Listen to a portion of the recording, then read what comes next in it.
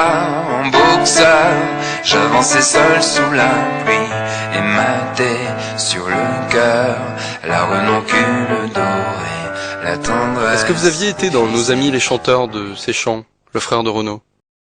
Oui, cet enculé-là, mais c'est un mec, une fois, il m'a invité au resto, il m'a fait que des compliments. Et c'est un faux cul, c'est le champion des faux culs, d'ailleurs on devrait faire une sorte d'académie des faux culs, et le mettre secrétaire perpétuel de l'académie des faux culs. Mon cher, vous devriez être comme ça. Et ce mec-là m'a dit, mais c'est formidable, vraiment, ce que tu fais, parce qu'il vous voit pas, je pense, c'est vraiment formidable ce que tu fais, vraiment qu'artiste remarquable. Il voulait absolument me rencontrer pour manifester une admiration sans borne. Moi, pauvre petit gars qui arrive de la campagne, je me suis dit, bon, il est gentil, tu l'aimes bien, parce que t'aimes bien Renaud, donc il ressemble tellement à son frère, on dirait un gnome de son frère, donc tu dis, t'es sympa avec lui. Et puis, il m'a taillé un short royal. Tu vois, j'aimerais bien remonter dans le temps et arriver au moment où on bouffe ensemble, et là, lui foutre mon assiette sur la gueule. C'est quand même... Le mec, il te lèche le cul pendant 2 heures, et puis après, il te fait un truc où il t'assassine. Parce qu'à la limite, l'exercice de casser les gens, c'est une chose, mais s'il y a eu préalablement... Oui, non, mais si le mec il dit, attends, je vais même pas te payer à bouffer, t'es vraiment un sale con, je vais te torcher sur 2 pages, je vais t'en mettre plein la pipe.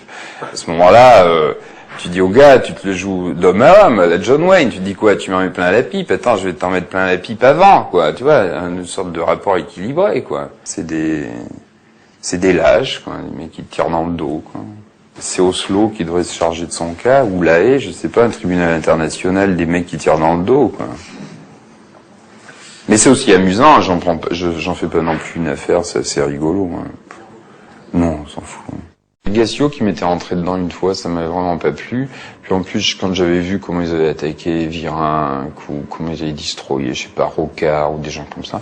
Enfin, moi j'ai été élevé dans un monde, quoi, ou même culturellement, moi j'ai été dans genre de truc, c'est que, normalement tu mets un coup de boule, quoi, tu vois, quand on dit des trucs comme ça sur toi. J'aime pas qu'on se moque des gens, qui ont un accent, tu vois, quand tu commences à te moquer de quelqu'un qui a un accent, tu vois, ou quelqu'un qui a un nom difficile à prononcer. Ça fait penser à ce texte d'Aragon sur l'affiche rouge, tu sais, sur le réseau des Arméniens, quand il a été pris par les nazis. On parle de ces gens qui ont des noms difficiles à prononcer, ou de ces gens qui ont des accents. Et j'ai toujours vu ça comme la source même du fascisme, du racisme, de la chose la plus dangereuse. C'est quand tu commences à te moquer d'un mec parce qu'il a un accent, ou d'un mec parce qu'il va avoir, je sais pas, avoir un cheveu sur la langue, qu'il va avoir un tic de ceci, un tic de cela. Ça, je crains ça comme le feu, vraiment. Tu crois que c'était marrant pour Virenque de changer ses gamins d'école tous les 3 mois parce que les gamins vivent l'enfer à l'école, parce que tous les soirs on se fout de la gueule de ton père? Tu vois, par des petits cons, des petits fachos de la télé, des petits bourgeois, quoi. C'est la bourgeoisie. Normalement, les guignols, tout ça, on devrait leur taper dessus parce que c'est ça, la nouvelle bourgeoisie. Si tu veux destroyer la bourgeoisie ou rentrer dans l'art du truc, faut savoir où elle est. Elle est là. La nouvelle bourgeoisie, elle est plus chez les guignols qu'au Figaro. Les mecs des guignols, ils ont déjà fait 4 cols et 350 bornes, et arrivé à la fin, au bout de 15 secondes, tu descends du vélo et là t'as Jean-Paul Olivier qui dit comment s'est passée la journée.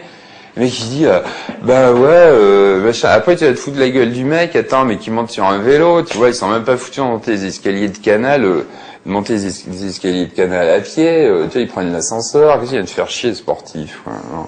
Dès que tu dis un truc, si tu commences à dire, je sais pas, que t'es pour les 25 heures, et d'un seul coup tu fais la fête de l'UMA, et après pendant 50 ans, tu vas être catalogué de gauche, et tu vas faire un seul concert par an, c'est la fête de l'UMA, c'est-à-dire tu t'en sors pas, quoi.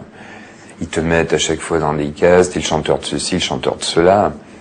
En plus, beaucoup avec la France qui pratique beaucoup ça, c'est-à-dire la putasserie humanitaire, quoi. La putasserie des bons sentiments. C'est-à-dire qu'il y a une vingtaine d'artistes qui squattent la cause humanitaire et les bons sentiments. On sait très très bien que ça fait la mauvaise littérature, les mauvaises chansons, les mauvais artistes, mais quand même, les émissions de télé importantes, les expositions de promos importantes sont faites par ces 20 artistes qui tapent dans l'humanitaire. Ils ont compris assez vite que c'était le moyen le plus efficace de se faire de la promo. Oui, exactement. Non, c'est des enculés. Bon, sûrement pas tous, mais enfin sur les 20 qui font un concert chaque fois qu'il y a un escargot d'écrasé, tu peux dire que il y en a bien 19 d'enculés, mais peut-être il en reste un. Ça change, pas toujours le même peut-être. Ah non, moi d'autres artistes auraient bien aimé qu'on chante mes chansons, qu'on m'invite. C'est-à-dire en plus un genre de mafia, quoi. C'est-à-dire que moi je suis pas du tout, j'ai le mauvais profil. Donc ils se cooptent. C'est un peu comme, c'est l'Académie française un peu, tu vois. Donc il faut être présenté. Si t'es pas ami avec Goldman, Obispo ou Johnny Hallyday, t'es super mal barré, quoi.